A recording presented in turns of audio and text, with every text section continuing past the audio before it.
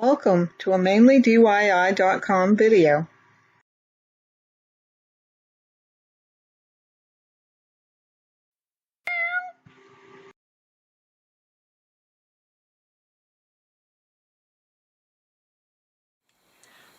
Welcome back. In my last video I talked about completing this round, and which I have done, or almost done. And I want to show you how, if we don't want to put a new color on, how we continue. So I'm going to continue with the red. So I've done my last double crochet I needed to do. So I'm going to do my slip stitch to do my joint. Okay, so I've got it connected. Now I want to continue on with my red, but I don't want to cut my yarn to do that. So a slip stitch has multiple purposes. It has another purpose other than joining.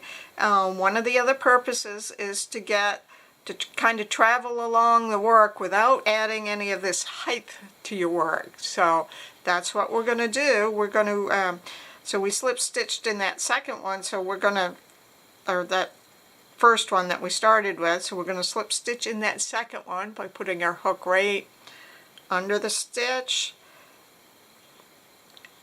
Okay, and then we just continue along. So it didn't really add any significant height. I mean, there's a little bit the width of a yarn strand, but it doesn't add any significant height, and it would just kind of be buried.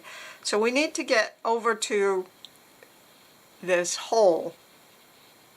So we're going to just do a slip stitch right in the hole.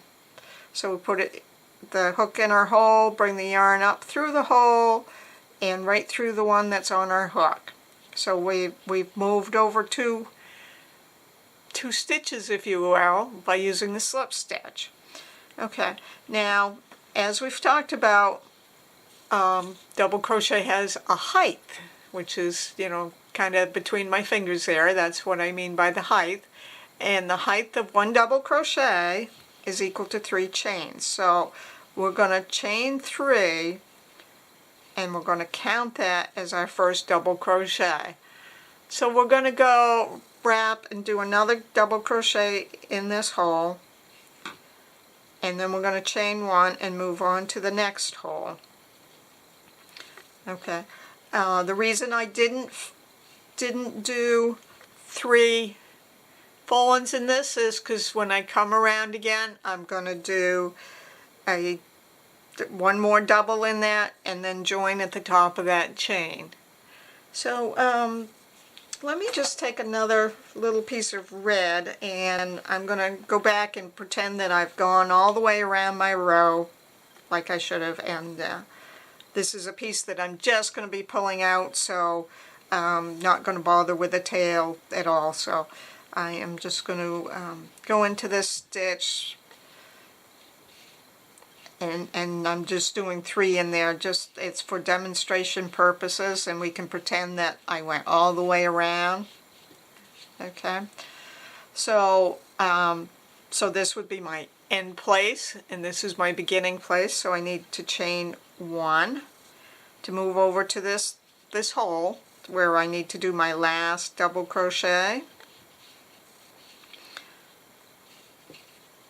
and then I do a slip stitch in this third chain.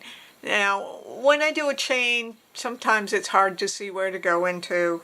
As a double, it seems sometimes it's hard to see where to go into, and other times it's not. This time it's pretty easy, but if I was having trouble, I'd go to the double crochet that's just beyond, and then I'd come back 1 stitch, and that kind of makes it a little easier for me. So I am going to wrap my yarn around and pull it through both loops, completing my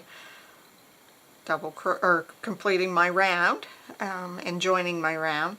So I could either chain 1, snip my yarn, and use another color, or if I wanted to continue on, and we'll just pretend that that's what I wanted to do. So I would do a slip stitch in the top of the next stitch, and another slip stitch in the next stitch, and then I do 1 in the hole, and then I chain 3, and I continue just as I had done before. So that's how you continue around with the same color. And thank you for watching this little video, and I hope you're enjoying my crochet videos. Please feel free to leave me comments, or if you have questions, I'd be happy to try to answer them for you. Thank you. Bye-bye.